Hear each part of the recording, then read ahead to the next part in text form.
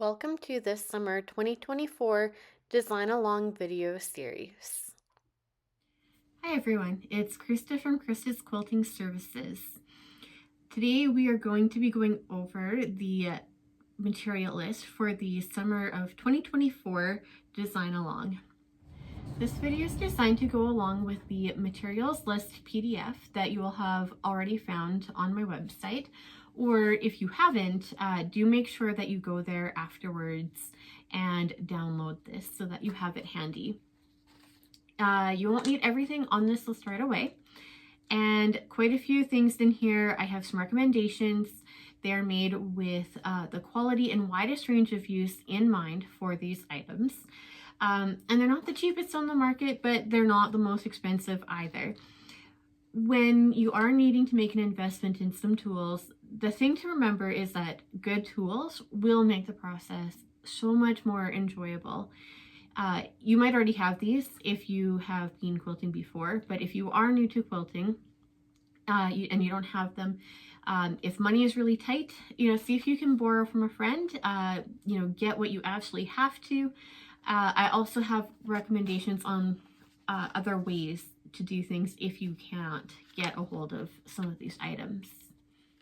For phase 1, you will need to download both sizes of the Basic Cutouts PDF file. You can find that under the Products tab, and then from there underneath the Cutouts tab. There's also going to be an added square and rectangles file into that area too. You don't need to print out every page in this file. There are some that we're not going to be using. If you want to, if this isn't the first quilt that you've made and you want to do something a little more challenging, you can by all means use whatever you want. But the ones that I'm going to be using for the quilt along are going to be focusing on the squares and the rectangles. So you only need to print out those pages and print out just however many that you think that you might need, maybe 2 to 3 of each page, depending on how many items are on a page. So the bigger the block, you might need 3 pages of that. The smaller blocks, you might only need like 1 page, maybe 2. The next thing that you'll need are coloring tools. We will be coloring you'll be coloring the quilt blocks, just to give a basic idea of what you want your quilt to look like and that color scheme. Optional but helpful is sticky tack. This will help hold each of your block cutouts nicely on the table, or if you've got a nice wall space that you want to use, you can put them up there too. Sometimes you can see and design easier off of a wall than you can by looking down off of a table. And the fourth thing that you'll need for the design phase is your phone camera. It will let you see things that you can't just see with your eyes, and other imperfections like where the paper is not laying flat.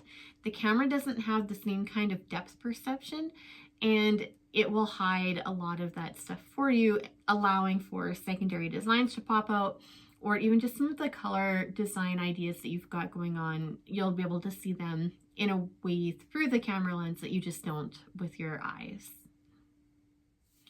For the fabric prep phase, which will be in week 3, you will need approximately 3 meters of cotton for this project, which is about 12 fat quarters.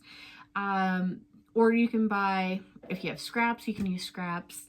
You don't necessarily have to buy something if you can already make use of materials that you have at home. These fabrics might come from an estate sale. I have a whole bunch from that. Or sometimes Walmart carries a bunch of fat quarters in different colors and designs. I've got a few that are Walmart options. The next thing you'll need are some form of a cutting tool. So if you are not wanting to invest in more quilting specific tools, you will definitely need a pair of sharp scissors and some kind of marking tool like chalk. Friction pens will work too because you're just cutting along these lines, and a couple of just regular rulers to help you measure and cut out your fabric pieces. If you're going to purchase some quilting specific tools, then you will want to get a cutting mat. The size of self-healing cutting mat that I recommend is a 16 by 22. This is going to do you for most of your projects. You can get them bigger, you can get them smaller, but this mid-size is great for almost everything. And then you might want to have a rotary cutter. I really like the Olfa brand that you have to squeeze to open the blade. So when you let it go, the blade is no longer out. And it's got a little locking mechanism. So when it's locked, the cutter won't, if it falls, it's not going to cut you by accident. And I find that with a cutter, brand and quality can definitely be important. The more that you're willing to pay for this, the better the tool that you're going to have. I have used some cheaper ones that are off-brand and they work okay, but they definitely don't compare to this one here. This is by far my favorite. And then you'll need a ruler. So these quilting rulers have a whole grid on them. This one is 8.5 by 24 inches, and they make the lines are accurate. It makes cutting really easy to do and simple, and it's got a nice wide surface for your cutter to roll along. That way you're getting an accurate straight line every single time. The quilting ruler, though, they are definitely an investment, worth it, but be prepared that you could be spending some money here. For the sewing and piecing phase, you will need a few more things. A sewing machine. This project is a machine sewn project. We're not hand sewing for this. You will also need some thread. You can use cotton or polyester, but a 50 weight thread is ideal for piecing. You can use whatever brand that you already have. If you are looking for a brand recommendation, I really like to use the Aurifil brand. And as far as color goes, I just pick a neutral color. I've got kind of a darker gray that I like to use. And painter's tape and an X-Acto knife. You can use that to build a seam guide, so you don't need to necessarily have a fancy presser foot for your machine, but using and creating a seam guide stopper will help you keep that 1/4 inch seam that you're going to learn all about. A seam ripper. Your machine should come with one, or if you've already replaced it, maybe you have one that's more fun or fancy. You do not need a fancy one, and these are very cheap to get. But sometimes the fancier ones make ripping out those seams just a little bit less painful to do. Pins. You will be needing to pin your project at certain stages to help keep everything lined up. And I recommend a flat head option. They just tend to lay a little bit flatter as you go through sewing along. You don't want to ever sew over a needle or over a pin, so make sure that you're stopping to pull them out beforehand. But they do slide up and along the edges of your machine and the table just a lot easier if they're flat. An iron. Any iron will do. It does not have to have steam. Mine has steam. If yours doesn't have steam and you want to use steam when you're pressing, you can always use a spray bottle filled with water. And you'll need some kind of an ironing board surface. So my ironing board, the mat, is not great. And so I actually have a old beach towel covering, and that helps a lot with the pressing. Or you might want something like a wool pressing mat, and these are great too. These are more expensive. If you don't have one, and you're a quilter, I definitely recommend getting one. I like mine a lot. Um, Plus, it's handy for traveling if you ever quilt out of the house. But most of you probably already have an iron and an ironing board already available to you at home. You don't need anything fancy. These work just fine. That's it for the sewing and piecing stage. For the quilting phase, there are a couple more things that you're going to need. You don't want to purchase these until after you have finished your quilt top. They are the backing of your quilt, and this will be one large piece of material. This is not necessarily going to be a backing, it was just a large piece of material that I happen to have. And you'll need something called the batting. The batting is made from all kinds of material options. You have polyester and you have natural fibers such as cotton or bamboo available, and they come in different kinds of thicknesses and weights and warmth. So you can decide what you would like to go into the middle. And this is sort of that warm, cozy layer that gets sandwiched in between the top and the back of your quilt. You'll also want thread that matches your quilt top for the quilting part.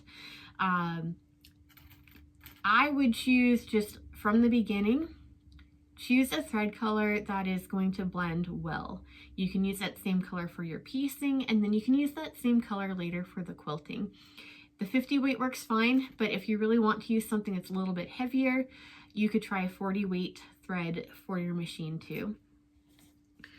And when we go to prepare the quilt so it's ready to be quilted, that process of creating that quilt sandwich is called basting. You're connecting all 3 layers together, either with an adhesive spray, or you can use basting pins, which are essentially a bobby pin, or a safety pin.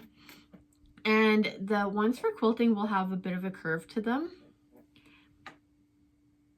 and that will help with getting the pin through all 3 layers and then back up through those layers again. For the trimming and binding phase, you will need either your scissors again, or the rotary cutter and ruler and that self-healing mat. And you'll have finished all your quilting. You're ready to trim off all the extra bits of material around the end and create your binding. When we go to put on that binding, you'll want to be able to secure it before to help you with the sewing. And you can either use clips to help hold everything together, or you can even use a binder clip, and then you might already have binder clips around and you don't have to purchase anything extra. You'll also need some fabric, approximately 1/2 meter, but we will go over just how much you'll need for that, and we'll know as soon as you're done your quilt top the amount that you'll need for that stage. And thread. If everything is matching in colors, you can still continue to use the same thread that you chose for the beginning of your project. You don't necessarily want to have lots of different colors if you've got a very colorful quilt. Unless you've been doing this for a while and you have lots of options, and then or maybe even sew other things, and you already have quite the color variety available to you. You don't necessarily need to go out and buy anything new for this particular project. We've gone through all the things that you're going to need for your project, and the first one that I ever did, the first things that I was cutting out, I used scissors and I drew lines with chalk and a ruler, and while it certainly wasn't ideal, it did get the job done. And I only did it for one project, and then I definitely went out and I got myself a ruler and a rotary cutter and a self-healing mat. But I also knew at that stage I was going to be doing a lot more sewing projects, and when I first started, I hadn't really sewn anything before, and I wasn't sure if I was going to like it. So I really didn't want to spend money on a hobby that wasn't going to go or really develop. So choose what you want to purchase, borrow what you can. And if you're already quilting and you have these items, or maybe you're missing one, it's always a great time to add a little bit more to your arsenal of tools. All right, hope to see you in that quilt along this summer.